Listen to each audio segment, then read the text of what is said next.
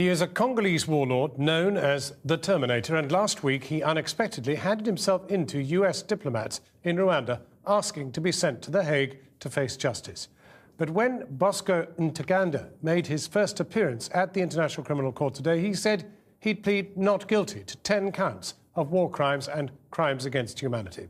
Our Foreign Affairs correspondent, Jonathan Miller, reports now, and be warned, some of the images may be distressing.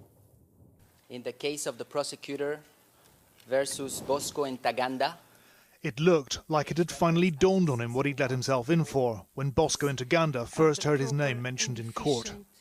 The man, better known in Congo as the Terminator, fidgeted with a blue ballpoint pen. He did not look much like a feared Congolese warlord today. In a small voice, he confirmed his identity.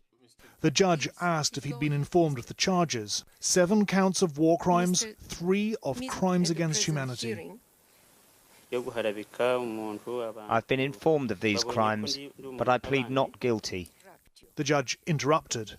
A plea was not in today's script. That's for much later.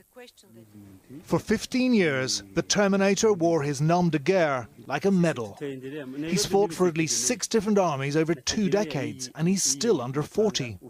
His succession of bloodthirsty militias terrorized eastern Congo. What gives me the most comfort is that when you think you are a warlord and are untouchable because you are called the Terminator, you should know that one day justice will triumph.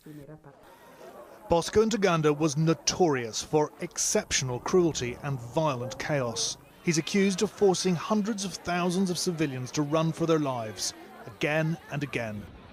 The panoply of crimes with which he's now charged include mass murder, rape and sexual slavery, pillage, ethnic persecution and forcing children to fight. But all date back 10 years, when Ntaganda was a rebel commander under this man, Thomas Lubanga. Last year, he became the first man ever convicted by the International Criminal Court.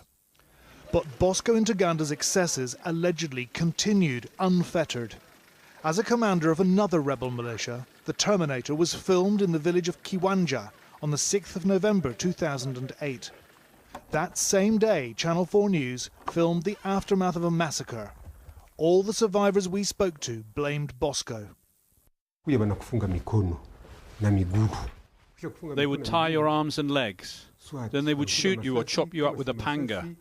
As you lay there dying, his troops would chant, "Long live Bosco Ntaganda." It's understood that the chief prosecutor will seek to add charges related to this period before Bosco Ntaganda's trial commences. That will still take some months. Today, the judge said charges would be confirmed in a hearing set for September. For now, Bosco Ntaganda remains safely in custody. Safe because there are many with reason to fear what he might have to say from the dock. For you can be sure that Bosco's got dirt, lots of it, about just who backed, armed and bankrolled Le Terminator's long, alleged reign of terror.